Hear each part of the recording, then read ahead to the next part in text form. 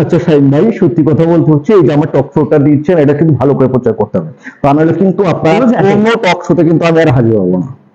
আপনারা সাংবাদিক খুব দুষ্ট হয়, আমাদেরকে মিষ্টি মিষ্টি কথা বলে সুন্দর সুন্দর সাক্ষাৎকার নিবে, আর আপনাদের প্রয়োজন যেটা সেটা রাখবেন, বাকিটা আপনারা কেটে ফেলবেন। এই সাংবাদিকটা খুব দুষ্ট, সাংবাদিকদেরকে। ঈদ মুবারক। দেশ এবং দেশের বাইরে যে যেখান থেকে এসএইচ মিডিয়া অনলাইন মাগুরা টক অনুষ্ঠান দেখছেন, আপনাদের সবাইকে স্বাগত জানিয়ে শুরু করছি আমার আজকের অনুষ্ঠান। আমার আজকের অনুষ্ঠানের একজন বিশেষ অতিথি, উনি জাতীয় টেলিভিশনগুলোতে দেখেন এবং বিভিন্ন নাটকের ডিরেকশন দেন, অভিনয় করেন। মানে ওনার গুণে আমি বলে শেষ করতে পারবো না। উনি একজন শক্তিমান অভিনেতা এবং সিনেমাতে অভিনয় করেন। উনি মাগুরা মায়ের কৃতি সন্তান এবং জগন্নাথ বিশ্ববিদ্যালয়ের ডেপুটি রেজিস্ট্রার। আমাদের মাঝে রয়েছেন হেদায়েতুল্লাহ তুর্কি। আপনি কেমন আছেন? আল্লাহর রহমতে ভালো আছি, আর ভালো থাকার অনেকগুলো কারণ আছে। কারণটা হচ্ছে ঈদ মানে আনন্দ, ঈদ মানে খুশি। এই আনন্দ এবং খুশি পরিমাণ অনেক বেড়ে যায় যখন আমি মাগুরার ছেলে, মাগুরা ঈদ করতে আসি। এই মাগুরায় আমার বেড়ে ওঠা, মাগুরায় আমার লেখাপড়া, বন্ধু বান্ধব, আত্মীয় স্বজন সবার সাথে দেখা সাক্ষাৎ হয়েছে। সব মিলিয়ে ঈদের পরবর্তী দিন যেহেতু খুব আনন্দে আছি, খুশিতে আছি এবং ভালো আছি। আপনি ঈদের শুভেচ্ছা বিনিময় করেছেন অনেক মানুষের সাথে, অবশ্যই আপনার এলাকার মানুষের সাথে। আমি যে আপনাকে কাছে পাবো এটাও আমি চিন্তা করিনি, হঠাৎই কাকতালীয় ভাবে আমরা এই অনুষ্ঠানে হাজির হয়েছি। তুর্কি সাহেব, আমি যেটা জানতে চাই, আপনি এই অভিনয় জগতে কিভাবে আসলেন? আমার অভিনয় জগতে আসা হঠাৎ করেই বাংলাদেশ টেলিভিশন একটি প্রোগ্রাম হতো, ম্যাগাজিন অনুষ্ঠান চাওয়া পাওয়া। স্টালিন, কবি স্টালিন ভাই, উনি এটা উপস্থাপনা করেন, এখনো করেন, অনেকদিন পর আবার শুরু করেছেন। এইটা বাংলাদেশে একটি খুব জনপ্রিয় গান, আপনিও শুনেছেন। বৃষ্টি পড়ে টাপুর টুপুর পায়ে দিয়ে সোনার আঁকা বাঁকা মেঠো পথে কোন দুপুষে হেঁটে যায়। হ্যাঁ, সেলিম চৌধুরী। হ্যাঁ, সেলিম চৌধুরী এই গানের প্রথম মডেল ছিলাম আমি। প্রথম মডেল? হ্যাঁ, এই গানের প্রথম মডেল আমি, যেটি বাংলাদেশ টেলিভিশনে প্রচার হয়। একটা স্মৃতি আছে, উনি যখন এই ক্যাসেট কভারটা করতে আসেন তখন এই ফটোগ্রাফির সাথে আমি যুক্ত ছিলাম। ফটোজেনিক নামে একটা স্টুডিও, ওনার এই কাভার ছবিটা, তখন ওই গানটা খুব হিট হয়েছে। হ্যাঁ, বৃষ্টি পরে টাপুর টুপুর পায়ে দিয়ে সোনার নূপুর, এই গানের প্রথম মডেল আমি হওয়ার পর বিটিভিতে ম্যাগাজিন অনুষ্ঠান চাওয়া পায় প্রচার হওয়ার পর দেখলাম আমার বন্ধু বান্ধব, বিশেষ করে বন্ধু বান্ধব, আত্মীয় স্বজন সবাই আমাকে নিয়ে একটু আলাদা চোখে দেখে, এই টেলিভিশনে দেখা গেছে, এই ভালো লাগছে। এরপরে আগ্রহটা তৈরি হয়। তারপরে তো আস্তে আস্তে র্যাম্প শো করলাম, যেটা বলে আমরা র্যাম্প শো, ক্যাটওয়াক, এটা করলাম। তারপর হচ্ছে অনেকগুলো রিয়েলিটি শো করলাম, কমেডি ভিত্তিক রিয়েলিটি শো, এনটিভির হাসো, যারা দেখেছেন। এটার সাথে আমি এটা পার্টিসিপেন্ট ছিলাম, এটার মেকার ছিলাম, এটার স্ক্রিপ্ট রাইটার ছিলাম। এরপর তো নাটক, সিনেমা অনেক কিছুই করলাম বা করছি এখনো। জগন্নাথ বিশ্ববিদ্যালয়ের ডেপুটি রেজিস্ট্রার। আপনি যখন বিশ্ববিদ্যালয়ে যাচ্ছেন, আবার এই যে অভিনয়টা করছেন, আপনার কোনো সমস্যা হয় না? না, সমস্যা হয় না কেন, আমার দিন অনেকটা বড়। আমার দিন অনেকটা বড় বলতে হচ্ছে, সাধারণত যে মানুষ বলে না 24 ঘন্টায় একদিন, আমার ঘন্টাটা আরো বেশি। কারণ আমার অফিসের কর্মঘন্টা 8 ঘন্টা, আমার 8 ঘন্টা আমার অফিস শেষ হয়ে যায় বিকাল 4টায়। আমি তো 4টার পরে আমার লাবণ্য মিডিয়া হাউস, আমার যে নিজের মিডিয়া হাউস আছে, সেইখানে আমি সময় দিই প্রায় রাত 12টা পর্যন্ত। এবং আমার দিনে যদি কোনো শুটিং থাকে, মানে অফিস টাইমে, সেক্ষেত্রে আমি 4টার পরে শুটিং গুলা করি। আমার বন্ধের দিনগুলো শুক্রবার, শনিবার বা বিভিন্ন বন্ধের দিনগুলো শুটিং বেশি করা হয়। তারপরে হচ্ছে ছুটি নিয়ে করা হয়। মানে সবকিছু মিলে হচ্ছে, আপনার যদি দিন বড় থাকে আপনি অনেক কাজ করতে পারবেন। আমার অন্যান্য সহকর্মীরা যখন 8টা 4টা অফিস করে বাসায় যাই ঘুমায়, আমি তখন 4টার পরে আবার আমার দ্বিতীয় অফিস, মানে আমার মিডিয়া অফিস, আমার এই নাটক, সিনেমা লেখা, এইদিকে ব্যস্ত হয়ে। আপনি মাগুরা মায়ের কৃতি সন্তান, আমরা দেখেছি আপনার মা এক সময় রত্নগর্ভ পুরস্কার পেয়েছে। এইখানে আপনার কেমন লেগেছিল আপনার মা যখন এই পুরস্কারটা পায়? না, এইটা বলতে গেলে হচ্ছে কি, ধরেন আমি, আমার বাবা জাতীয় পুরস্কার প্রাপ্ত একজন শিক্ষক, জাতীয় পুরস্কার প্রাপ্ত শিক্ষক। এইটা আমার বাবা তার নিজের যোগ্যতা অর্জন করছে, এটা নিয়ে আমরা গর্ব করি। আর আমার মা যখন রত্নগর্ভ অ্যাওয়ার্ড প্রাপ্ত হয়েছেন 2017 সালে, তখন কিন্তু আমরা আর একটু বেশি গর্ব অনুভব করছি, কারণ আমাদের 4 ভাই বোনের কর্মজীবনের কারণে। আপনার পরিবারের একটু আমাদের 4 ভাই বোনের কর্মকাণ্ডের কারণে আমার মা এই পুরস্কারটা মানে পেয়েছেন। মানে আমাদের কারণে, এই জন্য আমাদের আরো বেশি ভালো লাগা কাজ করছে যে আমরা অন্তত কিছু করতেছি। আমরা মধ্যবিত্ত ঘরের সন্তান, আমরা একেবারে মফস্বলের মানুষ। আমি যেই গ্রামে বসবাস করি, আমার গ্রামে কারেন্ট গেছে 2016 সালে। আচ্ছা আচ্ছা আচ্ছা। তাহলে একেবারে মফস্বলের মানুষ, হারিকেনের আলোয় লেখাপড়া করা একটা মানুষ। সেই পরিবার থেকে আমরা 4 ভাই বোন বিশ্ববিদ্যালয় থেকে মাস্টার্স করেছি, অনার্স করেছি, তারপরে উচ্চতর ডিগ্রি নিয়েছি। আমরা 3 ভাই বোন সরকারি চাকরি করি। আমি বিশ্ববিদ্যালয়ের ডেপুটি রেজিস্ট্রার, আমার ছোট ভাই জনতা ব্যাংকের ঊর্ধ্বতন কর্মকর্তা, আমার বড় বোন সরকারি প্রাইমারি স্কুলের শিক্ষক, আমার ছোট বোন সেও মাস্টার্স করে কোনো জব করে না, গৃহিণী। এই যে আমাদের কারণেই আমার মা রত্নগর্ভে অ্যাওয়ার্ড পাইছে, এই জন্য আমাদের গর্বটা আরো বেশি লাগে যে না, হয়তো মায়ের ওই যেমন বলে না, মায়ের ঋণ কখনো শোধ করা যায় না, কিন্তু আমরা শোধ করিনি বা করতে পারিনি, কিন্তু আমাদের কারণে আমার মা স্বীকৃতি পাইছে। এইটাই অনেক ভালো লাগার কারণ। এর বাইরেও মা যে শুধু আমাদের জন্য স্বীকৃতি পাইছে শুধু এরকমই না, আমার মা খুব বেশি লেখাপড়া জানা মহিলা না, একেবারে মফস্বলের মা যা বোঝায়। আমার মা হচ্ছে ক্লাস 4-5 পর্যন্ত লেখাপড়া করেছেন। আমার মা বেরোইন নাজির আহমেদ ডিগ্রি কলেজ, যেখানে অনার্স পড়ানো হয়, সেই কলেজের পরিচালনা পরিষদে দীর্ঘদিন যাবৎ ছিলেন। তা এই যে এই কারণে, বিভিন্ন কারণে আমার মা এই অ্যাওয়ার্ডটি পেয়েছেন, এজন্য আমরা খুব গর্ববোধ করি। আপনি যখন নাটকে অভিনয় করেন, আপনার টেলিভিশনে যখন প্রচার হয়, আপনার আম্মা, আপনার আব্বা, আপনার পরিবারের সবাই যারা দেখে, তখন আপনাকে কিছু বলে না যে এই তোকে এমন দেখা যাচ্ছে বা এই চরিত্রটা তোর ভালো লাগে নাই, এরকম কোন স্মৃতি আছে? না, এরকম স্মৃতি আছে। যেমন আমার টোটাল ধরেন আমি প্রায় 400টা একক নাটক করেছি, আমি প্রায় 54টা ধারাবাহিক নাটক করছি, আমি 16টা সিনেমা করছি, 6টা মুক্তি পেয়েছে। তার ভিতরে সম্প্রতি তাণ্ডব সিনেমা, যেটা বাংলাদেশের সবচেয়ে বেশি বাজেটের সিনেমা এই মুহূর্তে চলছে সারা বাংলাদেশে, যেখানে এখানে আপনি অভিনয় করেন। হ্যাঁ, এখানে আমি অভিনয় করছি। আমি পুলিশ অফিসার, ডিবির গোয়েন্দা পুলিশ অফিসারের কাজ করি আমি। ধরেন এখানে সাকিব খান, মিশো, সিয়াম থেকে বাংলাদেশের সমস্ত সুপারস্টার আছে, তাদের সাথে এই সিনেমায় আমি অভিনয় করেছি। এইটা আমার একটা আলাদা। এই যে পুলিশের অভিনয় করেছেন, এই একটু আমাকে বা আমাদের দর্শকদের যদি হ্যাঁ, আচ্ছা, এই পুলিশের অভিনয়টা আমি করে দেখাবো। ওই যে প্রশ্নটা আপনি করছিলেন যে আমার, হ্যাঁ আমার, আমি পরিবারের কেউ, আমি বলি আমি একটি নাটকে সিগারেট আনছিলাম, যে কোনো একটা নাটকে। এটা হচ্ছে আপনারা জানেন অনেক আগে একটা মানে সত্য ঘটনা অবলম্বনে যমুনা টেলিভিশন একটা ফাদ নামে একটা অনুষ্ঠান করে, ওই অনুষ্ঠানে একজন খুনির চরিত্রে আমি অভিনয় করেছিলাম। ওইখানে আমি খুন করার পর একটা সিগারেট টান দেয়, এইটা আমার বাবা খুব রিয়াক্ট করছিল। আমার বাবা রিয়াক্ট করলেন যে অভিনয় করো, ঠিক আছে, যেহেতু তুমি অভিনয় করা সত্ত্বেও অর্থে তুমি একটা বিশ্ববিদ্যালয়ের ডেপুটি রেজিস্ট্রার, তুমি যদি সিগারেট টানো এটা দেখে তোমাদের অন্যান্য স্টুডেন্টরা এইটার প্রভাবিত হবে। এরপর থেকে আমি আমার অভিনয় জীবনে আমি কখনোই সিগারেট টানিনি, এবং কোনো মদ খাওয়ার যদি কোনো অভিনয় থাকে সেটা আমি করি না। কারণ আমার কাছে কথা হচ্ছে, আমি দিন শেষে একটা বিশ্ববিদ্যালয়ের ডেপুটি রেজিস্ট্রার, আমার স্টুডেন্টরা যত না বলতে পারে স্যার যাচ্ছেন উনি সিগারেট খান, মদ খান, অশ্লীল দৃশ্য অভিনয় করেন।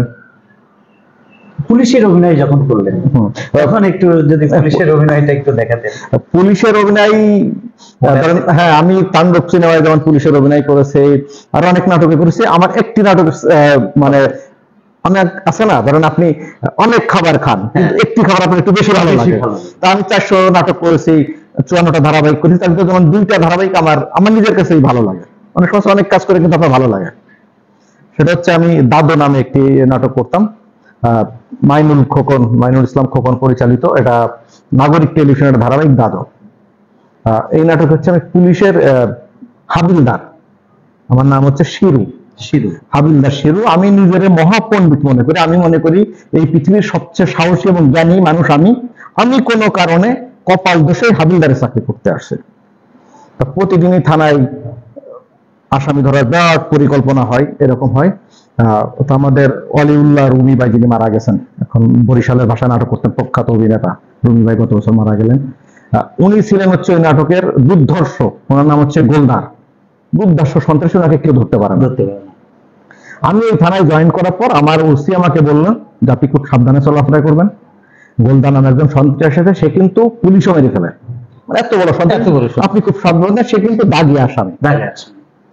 আমি চিন্তা করলাম এই দাগি আসামিটাকে যদি আমি ধরতে পারি তাহলে আমি আর হাবিলদার শিরু থাকবো না, প্রমোশন হবে, ওসি হবো, এসপি হবো, পুলিশের আইজি হবো, মানে বিশাল একটা পরিকল্পনা আমি মনে মনে প্ল্যান করি।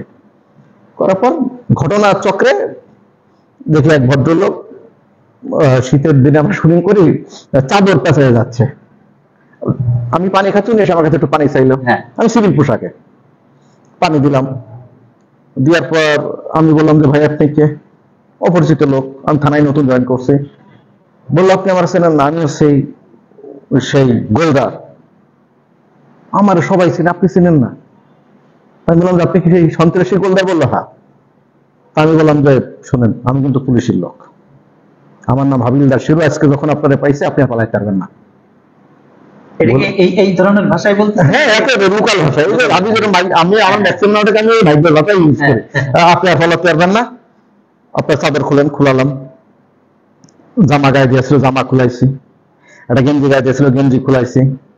ওনার প্যান্ট পরা ছিল, একটা শর্ট প্যান্ট বাদে প্যান্টটাও খুলাইছে, শুধু শর্ট প্যান্টটা রেখে পুরা শরীর চেক করে ছেড়ে দিছি। যান, ছেড়ে দিলাম আপনারা। আমি তো থানায় এসে মহা খুশি, মানে এসে সব পুলিশে থানায় ডাকাইছি। আমার ওসিরে ডাকাইলাম, ওসি ম্যাডাম ছিল। বললাম যে ম্যাডাম আপনারা তো এই যে কি চাকরি করেন, আপনাদের সরকার বেতন দেওয়ার কথা। আমি তো আজকে সন্ত্রাসী গোলদারে পাইছিলাম। এই কই গোলদার, কই গোলদার? আমি গোলদারে ছেড়ে দিছি। কেন ছাড়ছেন? আমি বললাম ম্যাডাম আপনারা কিছু হচ্ছে দাগি আসামি, আমি তার পুরো শরীর চেক করছি, কোথাও একটা দাগও পাই নাই। দাগি আসামি ছেড়ে দিছি। মানে এই নাটকটা হচ্ছে আমি অনেক প্রায় 150 পর্ব করছি। মানে আমি প্রতিদিন খুব ভালো কাজ করতে যেতাম, কিন্তু দিন শেষে মানে রেজাল্ট আমি তো মনে করতাম এই আমার কাছটাই ভালো। যেমন আমি কখনো রাইফেল নিই, রাইফেল থাকলে আমার কাছে সবসময় কষা থাকতো, যেটা কষা নিয়ে বেড়াতাম। আমার ওসি ম্যাডাম বলতো আপনি কষা নিয়ে বেড়ান কে? আমি বলতাম শোনেন এই রাইফেলের গুলি তো আমি জীবনে ফুটাই না, আজ 20 বছর ধরে কান্দ করে নিয়ে বেড়াচ্ছে, আমি গুলি করলাম, গুলি ফুটলো না, তখন আমার আত্মরক্ষা লাগবে, এই জন্য গুলি করে আমি কষার সাথে নিয়ে বেড়াই। মানে রাইফেল কান্দে, কিন্তু নিজের আত্মরক্ষার জন্য আমি কষা নিয়ে বেড়াই। এরকম অভিনয়টি হয়। যেমন আমার আরেকটা মধুপুর নামে একটা আমার নাটক যেটা 21 টিভিতে, এটা আমি অনেক টেলিভিশনে বা অনেক পত্রিকায় নিউজ হয়েছিল। অনেক এই নাটকটা এখনো হয়তো চালানো কঠিন হতো কিনা জানি না, কারণ এখন পরিবেশ পরিস্থিতির কারণে। সেটা হচ্ছে আমার দ্বৈত সত্তা থাকে। এই নাটকে আমার নাম থাকে হচ্ছে তমাল। মানে আমি যখন নারী দেখি তখন আমার ভিতর পুরুষত্ব জাগে, আবার যখন পুরুষ দেখি নারীত্ব জাগে। হ্যাঁ, আমি একাই এইটাই যদি ধরেন বলে, এটা আমি খুব মজা করে করতাম। আচ্ছা সাহেব ভাই, সত্যি কথা বলতে হচ্ছে এই যে আমার টক শোটা দিচ্ছেন, এটা কিন্তু ভালো করে প্রচার করতে হবে, তা নাহলে কিন্তু আপনার অন্য টক শোতে কিন্তু আমি আর হাজির হবো না। আপনারা সাংবাদিক কিন্তু খুব দুষ্ট হন, আমাদেরকে মিষ্টি মিষ্টি কথা বলে সুন্দর সুন্দর সাক্ষাৎকার নিবেন, আর আপনাদের প্রয়োজন যেটা সেটা রাখবেন, বাকিটা আপনারা কেটে ফেলবেন। এই সাংবাদিকটা খুব দুষ্ট। সাংবাদিকদেরকে খুব মজার দুইটা স্মৃতি। মজার হচ্ছে কিরকম, লং টাইম ধারাবাহিক আমরা অনেকদিন শুটিং করি। আমার এরকম আছে, আমি অফিসে গেলে বিশ্ববিদ্যালয়ে আমার কাছে মনে হয় কেন যেন আমার আচরণটা এরকম হচ্ছে। আমি স্যারের কাছে গেলাম, স্যার এই ফাইলটা একটু সই করে দেন না। আবার দেখা যাচ্ছে আমার কাছে কোনো স্টুডেন্ট কোনো বিষয় নিয়ে এই তুমি দাঁড়িয়ে যাচ্ছ কেন, তুমি সুন্দর করে একটা আবেদন করো না কেন, তুমি সুন্দর করে একটা আবেদন করো, এটা আমি দেখবো। এই যে একটা অভ্যাস হয়ে যায়। আর সবচেয়ে বড় কথা, এই নাটকটা যখন চলছে, আমি তখন আমার ওয়াইফ নিয়ে, তখন পদ্মা সেতু হয়নি, এই আপনার হচ্ছে দিয়ে আমরা যেটা বলে দৌলতদিয়া ঘাট দিয়ে, তখন প্রচন্ড জ্যাম হতো ঈদের সময়। আমি ঈদের সময় গাড়িতে বসে আছি, আমার ওয়াইফ সহ হিজলারা গাড়িতে উঠছে, তুমি কোথায় যাচ্ছ তমাল, তুমি কোথায় যাচ্ছ, তোমাকে দেখে ভালো চিনে ফেলেছে। হ্যাঁ, আমাকে চিনে ফেলে, তমাল তোমাকে দেখে ভালো চললো, তুমি বিয়েও করে চললে তোমার।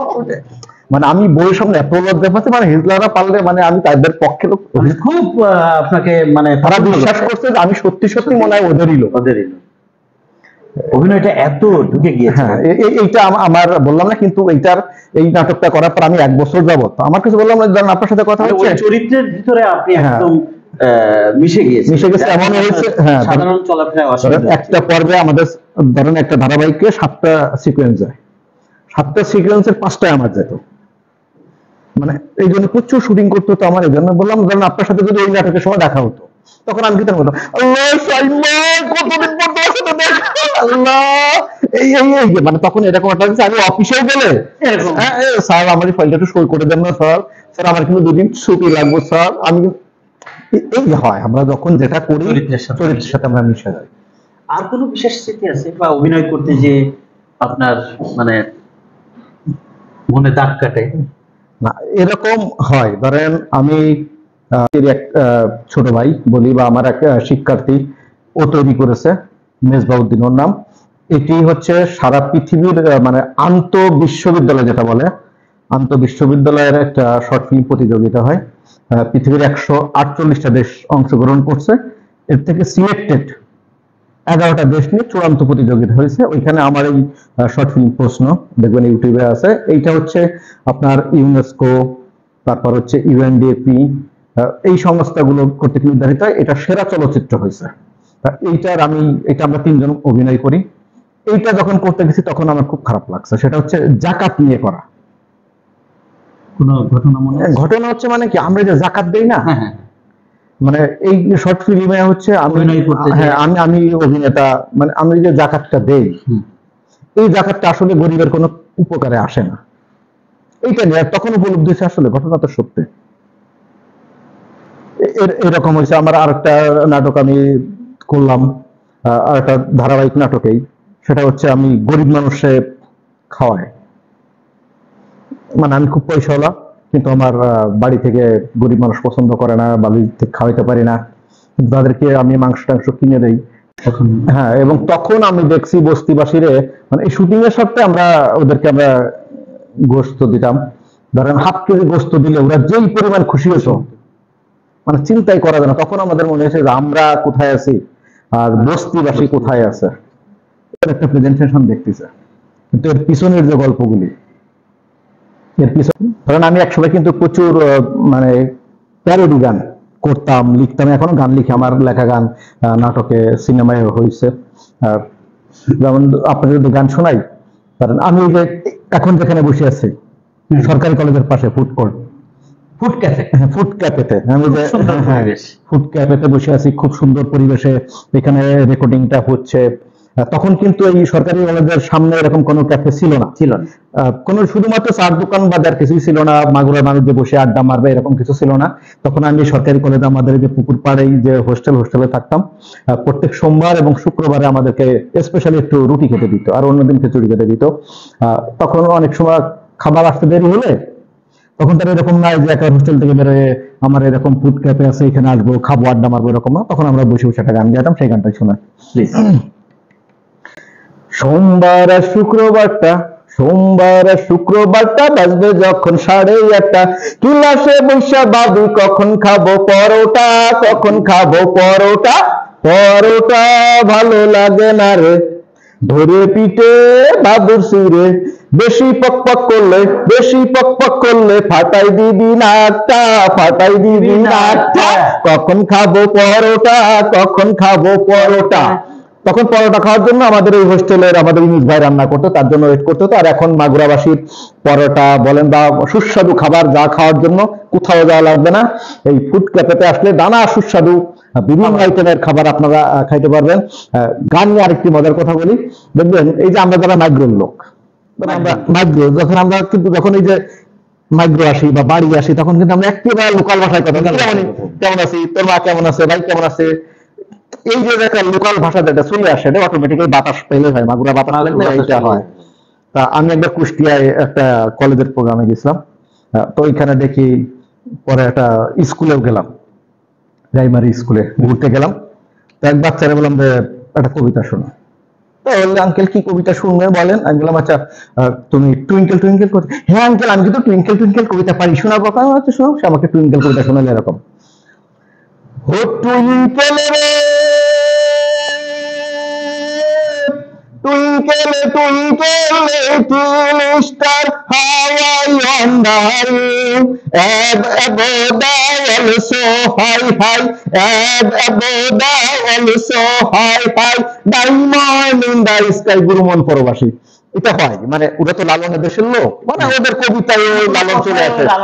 আমাদের যেরকম একটা মাগুরার লোক, আমাদের একটা মাগুরা একটা লোকাল ভাষা আছে, এরকম হয়। তারপর ধরেন একবার আমি নোয়াখালী গেলাম, নোয়াখালীর কোন নাটকের অভিনয়? হ্যাঁ, নোয়াখালীর তো অনেক নাটক করছি। নোয়াখালীর কিছু ডায়লগ, হ্যাঁ, যেমন নোয়াখালীর লোক তো ধরেন সবচেয়ে বেশি ওরা ইংলিশে বেশি পারদর্শী, কথা শুরু করে ইংলিশে শেষ করে ইংলিশ দিয়ে, মানে আইগা শেষ করে নো দিয়ে, মানে ইংলিশে শুরু করে মাঝে কিছু বাংলা বলে আর কি। নোয়াখালীর একবার গেলাম, ছেলে আমার বলতেছে যে আঙ্কেল এই যে আমাদের জাতীয় কবি কাজী নজরুল ইসলামের বাড়ি কোথায়? আমি বললাম উনি তো চুরুলিয়া জন্মগ্রহণ করছেন, ভারতের, পরে আমাদের জাতীয় কবি হিসেবে আসছেন 1976 সালে। পরে বলতেছে উনি যদি আমাদের নোয়াখালী হতেন তাহলে উনি কিন্তু কবিতা কিভাবে লিখতেন, আমি বলি, কিভাবে লিখতেন? বলে আমি তো শোনাই, শোনাও। তা বলো এই কবিতাটা আছে না, বলো বীর হ্যাঁ নজরুল ইসলাম, বলো বীর বলো অন্যতম শিরোরে হারি, এটা বলতেছে। বলতেছে উনি যদি আমাদের নোয়াখালী থাকতেন তাহলে উনি যেভাবে লিখতেন আপনারা বইটি দেবে, বলো কবির কৌ খারাসির এই মাথা নয়াত্তন্য এই মাথার খেলা আছে, আসমান জমিন ব্যাগগুন ছিড়ি চাঁদ সুরুজ তারা ব্যাগগুন সোলাই মোলাই আল্লাহ রাস ফুটা করে মধ্যে মা কে হুলুস তুলুস কারবার আই নাসের আগল হদ্দ আই মকবুল আই করিলে আমার মন চাই আই সত্যির লবে গুল্লা খুলি আই আজরাইলে ধরে চুম্মাই কবির কৌ খারাসির আই ছিল গাওরা আই নোয়াখাইলা বীর। হ্যাঁ, এরকম বিভিন্ন জায়গার ধরেন এইরকম বিভিন্ন আঞ্চলিকতা থাকে, বিভিন্ন।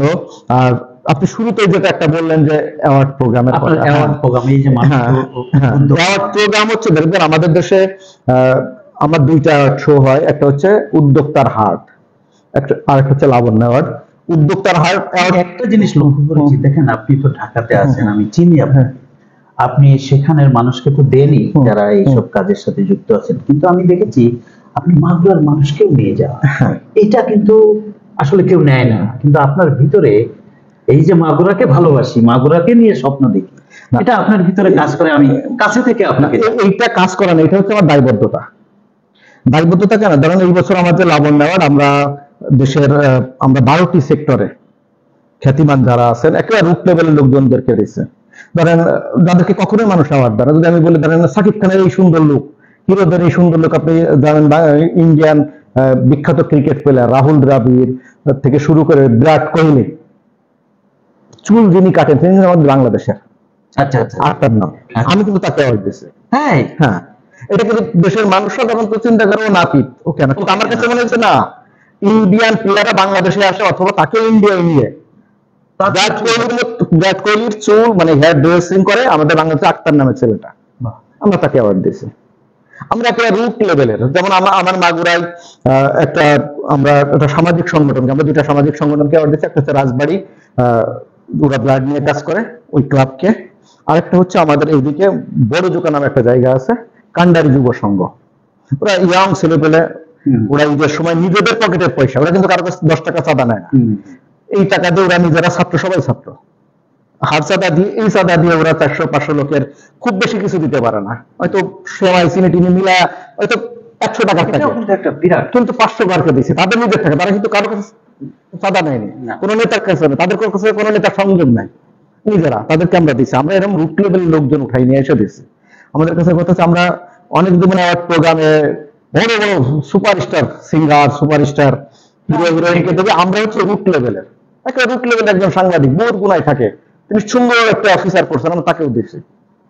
এইটা কেন দিচ্ছি এর প্রশ্ন উত্তর আমার কাছে কথা হচ্ছে এই লোকগুলিকে আমাদেরকে বাংলাদেশে দেখবেন অ্যাওয়ার্ড প্রোগ্রাম গুলো হয় কি একই লোক ঘুরে ফিরে একই পরিচিতি মুখ, ওইরকম না, আমরা চাইছি যে সব লেভেলের লোক, প্রবাসী থেকেও। হ্যাঁ আমাদের অ্যাওয়ার্ড সবচেয়ে মানে এইটা হচ্ছে মনে ভাব আমাদের প্রবাসী একটা ক্যাটাগরিতে ছিল, আমাদের প্রবাসী ক্যাটাগরিতে আমাদের 4 জন কে আমরা দিয়েছি, একজন কানাডা থেকে আসছিলেন, উনি সশরীরে আসছেন, উনি কানাডার একজন কবি, ওই ভদ্রলোক আসছিলেন আব্দুর রশিদ খান, এবং আরেকজন আসছিলেন ফরিদ উদ্দিন, উনি আসছেন স্পেন থেকে, উনি স্পেনের স্পেন ওই দেশের আপনার হচ্ছে সমস্ত দেশের আপনি যেরকম ফটোগ্রাফি নিয়ে কাজ করেন ওই দেশের উনি 12 বছর ধরে কাজ করে একটা বই বের করছে, যেটি স্প্যানিশ, বাংলা এবং ইংলিশে বের হয়েছে। ওই ভদ্রলোক আমার প্রোগ্রামের জন্য আসছিলেন, এটা আমার এই লাবণ্য অ্যাওয়ার্ড নেওয়ার জন্য স্পেন থেকে ভদ্রলোক সশরীরে আসছে। এইটাই আমরা হচ্ছে সারা পৃথিবীতে বাংলা ভাষাভাষী মানুষ যারা আছেন জড়িয়ে আছে তাদেরকে, আর মাগুরার কথা যদি বলেন এটা দায়বদ্ধতা না, মানে এটা আমার মানে করতে হবে এটা না, এটা আমাকে মানে বাধ্যতামূলক। আমি ধরেন আমি এই যে যেখানে বসে আছি ফুড ক্যাফে, এই সামনে এই সরকারি কলেজে আমি লেখাপড়া করছি, এই সরকারি কলেজে লেখাপড়া করছি মানে কি আমি তো আশেপাশে দোকানে বসে আড্ডা মারছি না,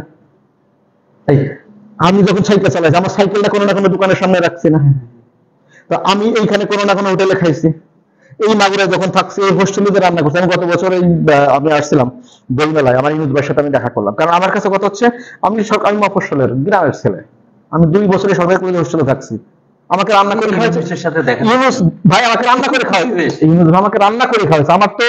আমার কাছে কি মনে হয় সত্যি কথা শাহিন ভাই, এটা মানে অন ক্যামেরায় বলা ঠিক না, আমাদের বেতনের একটা অংশের টাকা এদেরকে ভাগ করে দেওয়া উচিত। রাইট। কারণ আমি যে শুধু মানে আমি বেতন পাবো দেখে আমার বাপ মারে খাবো কেন? আমি ছোটবেলায় আমার পাড়া প্রতিবেশীর কোলে চড়ছি না, তা আমি পাড়া প্রতিবেশীর গাছের আম পেড়ে খাইছি না, তা আমার কি শুধুমাত্র আমার বাড়ির গাছের অক্সিজেন দেখে আমি বড় হয়েছি না, আমার বাড়ির আশেপাশের অক্সিজেনে বড় হয়েছি না, আমি আরেকজনের মাঠে খেলছি না, আরেকজনের ব্যানে চড়ছি না, আরেকজনের পুকুরে লাফাইছি না, আরেকজনের নদীতে তার নৌকায় চড়ছি না। তা সবারই তো অধিকারটা আছে। হয়তো আমরা বাবা মার প্রতি অধিকার বেশি, কিন্তু এলাকাবাসী যাদের সাথে বড় হয়েছি, আমার একজন বন্ধু, আমি আমি আমি অনেক সাক্ষাৎকারে বলছি, হয়তো আমার বাবা শিক্ষিত মানুষ, প্রিন্সিপাল ছিলেন, আমি একটু মধ্যবিত্ত ফ্যামিলির দেখে আমি হয়তো এই অবস্থানে আইছি। আমার অনেক বন্ধু আছে যারা আমার চেয়ে ভালো অবস্থানে যেতে পারতো, আর্থিক কারণে পারেনি। আমি যে স্কুলে পড়তাম, আমার স্কুলের মোস্তফা নামে একটা ছেলে ছিল, ফার্স্ট বয় ছিল, আমি সেকেন্ড বয় ছিলাম। ও ক্লাস 5 পাস করে গার্মেন্টসে চলে গেছে। ওর যদি সামর্থ্য থাকতো গার্মেন্টসে যদি না যেত, ও আমার চেয়ে ভালো কর্ম করতো, অবশ্যই অবশ্যই আমার চেয়ে ভালো পজিশনে থাকতো। আজকে আমি আপনার এই ফুড ক্যাফেতে সাক্ষাৎকার দিয়েছি, ওর সিএনএন এ সাক্ষাৎকার দেওয়ার কথা। রাইট। আপনি তো জাতীয় টেলিভিশন আমি দেখবেন সবসময় আমি মাগুরাটাকে খুব বন্ধ করি, আর আমি খুব ফ্যামিলিয়ার, এবং জেলার দেখবেন আমি মাগুরা নিয়ে দেখবেন আমি আর লেখালেখি সবসময় চেষ্টা করি, কারণ এই আমরা সব একসাথে অনেক কাজ করছি করছি। মাগুরাকে নিয়ে, ভবিষ্যতে হ্যাঁ, কারণ মাগুরা নিয়ে আপনি আরেকটা জানেন, আপনারা একটা তথ্য দেই, জানা আছে, আবার তারপর বলি, মাগুরা নিয়ে আমি একটি দীর্ঘ ধারাবাহিক তৈরি করতেছি ইনশাআল্লাহ, এবং এটির নাম হচ্ছে মেড ইন মাগুরা। মাগুরার 576টি গ্রাম আছে, 576টি গ্রামে আমরা ঘুরে ঘুরে শুটিং করব। রাজনৈতিক ইতিহাস বলেন, সামাজিক ইতিহাস বলেন, খেলাধুলা বলেন, মানে টোটাল বিষয়টা এক কথা হচ্ছে মানুষ এর একটা পর্ব দেখবে, মাগুরা সম্পর্কে একটা ইতিহাস জানবে। আমরা এটা অলরেডি আমরা 6 দিন শুটিং করেছি, এই নাটকটা আমরা শুরু করতেছি। আর মাগুরাবাসী যারা এই মুহূর্তে আমার অনুষ্ঠান দেখছেন, বা আরেকটি তথ্য আমি বলি, এই তথ্য অনেকেই হয়তো জানেন, অনেকে জানেন না। মাগুরাকে আরো ভালোবাসার অনেকগুলো কারণ আছে। বিষয়টা হচ্ছে আমি কিন্তু বাংলাদেশ ক্রিকেট দল অনূর্ধ্ব 17 এবং 19 দলে খেলেছে। তাই? হ্যাঁ, বাহ। এবং আমি অস্ট্রেলিয়ার কমনওয়েলথ ক্রিকেট ব্যাংক একাডেমির স্কলার ছিলাম। আমি তো অনেক গুণে আমি মাগুরা জেলা টিম, খুলনা বিভাগীয় টিম সহ আমি 17 বছর ঢাকা লিগে খেলেছি। বাংলাদেশ বিমান, ওয়ারি, গোপুইয়া, সূর্যতন। কারণ আমি যখন বিমানে খেলি, আমার বিমানে আমার টিমমেট ছিল হাবিবুল বাসার সুমন, রফিক, জয়সূর্য আমার 1 বছর টিমমেট ছিল, রানা তুঙ্গা, তারপর আশরাফুল, সূর্য তরুণ, একসাথে দীর্ঘদিন আমরা খেললাম। বুলবুল ভাই এখন যে পাইলট, আমরা এক টিমে খেলেছি। বাহ। এবং আমি বর্তমান ধরেন আপনার স্কোয়াশ র্যাকেটস ফেডারেশনের কিন্তু আমি রানিং স্পোর্টস। এই জন্য আমার কাছে মনে হয় যে এই যে আমি যে স্পোর্টসম্যান ছিলাম, এই মাগুরায় খেলেই তো হয়েছে। মাগুরা খেলে খুলনা বিভাগে খেলছি, খুলনা বিভাগ থেকে ন্যাশনাল টিমে খেলছি। তা এই যে সবকিছু মিলে মাগুরার প্রতি একটা আলাদা দায়বদ্ধতা, মানে এটা হলো আমার ঋণ। এইটা মাগুরার জন্য কিছু করতে বলে এটা ঋণ মানে শোধ হবে না, মার ঋণ যেরকম শোধ হয় না, মাগুরাবাসীর ঋণ শোধ হবে না। আর একটু বিনোদন দেওয়ার জন্য মাগুরাবাসীকে আপনি আসলে আপনার আর কি দিতে চান বিনোদন? বিনোদনের আচ্ছা, মাগুরাবাসীর একটু হাসি, যেহেতু মানে আনন্দ মানে খুশি, আপনারা অনেকে হয়তো জানেন যে আমি কমেডি নিয়ে দীর্ঘদিন যাবত কাজ করছি। আমার কমেডি বইও ছিল, কমিক্সের বই ছিল, জোকস ব্যাংক একসময় বইমেলায় বেরোয়েছে, এবং আমি ইন্ডিয়ান জি বাংলা মিরাক্কেল যে টিম হয়, এই টিমের সাথে দীর্ঘদিন কাজ করছি, প্রায় বছর 10। আমি এনটিভি হাসো যেটা হয়, হাসির প্রোগ্রাম যেটা করে, আমি আপনার 2-4টা জোক শোনা। জি জি। বিশেষ করে খালি টক শো বড়দের জন্য করেন, বাচ্চাদের জন্য আমরা কিছু জোক শোনা সবাই মিলে। কারণ ছোটবেলায় তো সবাই আমরা টিউশনই করছি, টিউশনই করি। তা আমি এক বাচ্চারে পড়াইতাম, বাচ্চারে বললাম যে এটা খুব মনোযোগ দিয়ে পড়াচ্ছি, গরু রচনা। গরু 4টা পা আছে, গরু ঘাস খায়, গরু দুধ দেয়, এরকম খুব আধা ঘন্টা ধরে বুঝালাম। বুঝানোর পর বাচ্চারা বললাম, বলো গরু আমাদের কি দেয়? বলে স্যার গরু আমাদের গুতা দেয়। আধা ঘন্টা ধরে বুঝালাম গরু কি দেয়, ও আমার কাছে আর গরু গুতা দেয়। এরকম প্রাইভেট পড়েছি, আরো আছে। আরেক বাচ্চারে পড়ালাম, বললাম যে বানান করো বাঁশের ইংরাজি কি? বলে স্যার বাঁশের ইংরাজি তো খুবই সহজ, ব্যাম্বো, আমাকে বানান করো ব্যাম্বো। বললো স্যার BAMBO। আমি বললাম ও দুইটা না একটা শুদ্ধ করে বলো। স্যার একটাও দিলেও হয়, দুইটাও দিলেও হয়। আমি একটাও দিলেও হয়, দুটাও দিলেও হয়, কেমনে? হয় না স্যার, একটাও দিলে হলো চিকন বাসায় আর দুটাও দিলে মোটা বাসায়। আবার ধরেন এটা ছেলে বাচ্চাদের পড়ালাম, আমি একটা 9 এর মেয়েরে পড়াইতাম। আমার একদিন বলছে, স্যার আপনি কি আমার চোখের ভাষা বোঝেন? আমি বললাম, "হয়তো যদি 3 বছর ধরে পড়াই তোর হাতের লেখাই বুঝো, আমরা তো চোখের ভাষা বুঝি না।" এরকম হয়। ধরেন এই যে প্রেম প্রীতি ভালোবাসা নিয়ে অনেক হয় না। আচ্ছা ধরেন আপনি এই মুহূর্তে আপনি কিন্তু ক্যামেরার সামনে বলতে পারবেন আপনি কয়টা প্রেম করছেন, কিন্তু আমি বলতে পারবো না। কারণ আপনি প্রেমের কথা বলে কিন্তু আপনার সংসার ভাঙাটা সম্ভাবনা আছে। কিন্তু আমার ভাঙার সম্ভাবনা নাই, কারণ আমি অভিনেতা, আমি কমেডিয়ান, আমি নাট্যকার। এটা শোনেন, কোনো ব্যাপার না। ব্যাপার না। আমার প্রেমের কথা যদি বলি, আমি 2বার প্রেমে পড়ছি। একবার একটা প্রেমে পড়লাম, আমার গার্লফ্রেন্ড আমাকে রক্ত দিয়ে চিঠি লিখছে। তো স্বাভাবিক কারণে রক্ত দিয়ে চিঠি লিখলে তো প্রতিদিন একটা রক্ত দিয়ে চিঠি লিখতে হয়, তা আমিও রক্ত দিয়ে একটা চিঠি লিখছি। রক্ত দিয়ে হ্যাঁ, আমার কিন্তু কিসের রক্ত? না, আমার গার্লফ্রেন্ড মানুষের রক্ত দিয়ে লিখছে। হ্যাঁ, চিঠি মানে শোনো, প্রেমে কখনো ভেজাল করা যাবে না। ভেজাল করা যাবে না। প্রেমে ভেজাল করা যাবে না। করা যাবে না। আপনি সব দ্রব্যের ভেজাল দেন, কোনো সমস্যা নেই, কিন্তু প্রেমে ভেজাল হলে প্রেম টিকবে না। ঠিক। তো ও রক্ত দিয়ে লিখছে। আমি ফোন দিলাম, জানো তুমি কি রক্ত দিয়ে লিখছো? হ্যাঁ আমি রক্ত দিয়ে লিখছি। তো আমি একটা চিঠি দিলাম। ও বুঝছে, মানুষের রক্ত তো বোঝা যায়। মানে বলতে, জানো তুমি আমাকে এত ভালোবাসো, আর কি দিয়ে লিখছো? আমি বললাম, হাত কেটে রক্ত দিয়ে লিখছি। কথা, তোমার পাশে কান্না করতেছে কে? আমি বললাম, আমার বন্ধু, ওর হাত কেটে লিখছে। এরপর সেই প্রেমটা গেছে। আচ্ছা গেল, এরপর আবার অনেক কষ্ট টষ্ট করে আরেকটা প্রেম জোগাড় করলাম। কুরবানি দিয়ে যে রিসেন্টলি কুরবানিতে সেই প্রেমটা ভাঙছে। ভাঙছে মানে আমার গার্লফ্রেন্ড আমার ফোন দিয়েছে ঈদের আগে, জানো তুমি আমার কেমন ভালোবাসো? আমি প্রচন্ড ভালোবাসি। তুমি আমার জন্য কি করতে পারবো? আমি তোমার জন্য সব করতে পারবো, যা বলবা তাই করতে পারবো। কেন তুমি সুনির্দিষ্ট ভাবে বলো কি করতে পারবা? আমি বললাম, আল্লাহ যদি বলে তোমার প্রিয় বস্তু কুরবানি, আমি তোমার কুরবানি দিয়ে দেবো। এই শুনে প্রেম গেছে। তা এইরকম প্রেম ভালোবাসা এরকম থাকে। সবচেয়ে বড় কথা হচ্ছে আমরা মাগুরাবাসীর ভালোবাসা, মানুষের ভালোবাসা, সবার ভালোবাসা নিয়ে আমি নিজে আর বিদায় নেব না। আজকে আপনি উপস্থাপক, আপনি আমার এই মাগুরা টকের অনুষ্ঠান থেকে বিদায় নেবেন। আপনি সঞ্চালনা করেন।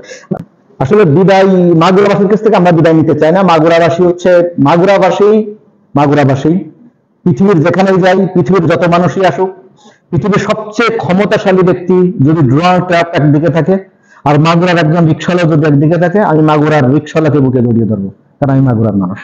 আর সেই মাগুরার সরকারি কলেজের পাশে আমাদের ফুড ক্যাফেতে বসে যে সাক্ষাৎকারটা দিচ্ছি, যিনি সঞ্চালক উপস্থিত আছেন সঞ্চালক হিসেবে, উনি বাংলাদেশের একজন খ্যাতিমান লোক, শাহিন ভাই নামে আমরা ওনাকে বলি, সামাজিক পরিচিত। আসলে বিদায় নেওয়ার কিছু না, আমরা মাগুরাবাসীর কাছ থেকে হয়তো অন ক্যামেরায় বিদায় নিতে চাচ্ছি, কিন্তু মাগুরাবাসীর হৃদয়ে থাকতে চাই, মাগুরাবাসীর সাথে থাকতে চাই, মাগুরাবাসীর ভালোবাসায় থাকতে চাই। একটা কথা বলতে চাই, মানুষ চেষ্টা করলে অনেক কিছুই পারে। আমি যেই গ্রামের ছেলে, প্রথমে বলেছি 16 সালে সেই গ্রামে বিদ্যুৎ গেছে। আমি সেই গ্রামের ছেলেরা যদি 400 একক নাটক, 54টা ধারাবাহিক নাটক করতে পারি, 27টা বিজ্ঞাপন নির্মাণ করতে পারি, আমার অভিনীত শর্ট ফিল্ম যদি আন্তর্জাতিক পুরস্কার প্রাপ্ত শর্ট ফিল্ম হতে পারে, আমি এই মাগুরার মানুষ হয়ে যদি 14 বছর ঢাকা লিগে খেলতে পারি, এই মফস্বলের মানুষ হয়ে, আপনারা যারা শহর কেন্দ্রিক মানুষ, এখন অনেক আধুনিক যুগ, আপনারা আমার চেয়ে বেশি মেধাবী, বেশি পরিশ্রমী, আপনারা আরো অনেক দূর আগে যাবেন। আপনাদেরকে নিয়ে একসময় আমরা গর্ব করবো। আজ হয়তো আপনি কোনো কারণে আমার সাক্ষাৎকার দেখছেন, একসময় আপনাদের সাক্ষাৎকার দেখার জন্য ড্রয়িং রুমে বুড়ো বয়সে আমরা বসে থাকবো। সেই পর্যন্ত আপনাদের জন্য ওয়েট করব। আপনারা আমাদের এই অনুষ্ঠানের সাথে থাকবেন, এই চ্যানেলের সাথে থাকবেন, শাহিনদের সাথে থাকবেন, আর সময় সুযোগ পেলে মাগুরা যদি আসেন ফুড ক্যাফেতে এসে খাওয়া দাওয়া করে দেবেন। সবাইকে অনেক অনেক ধন্যবাদ। ঠিক আছে।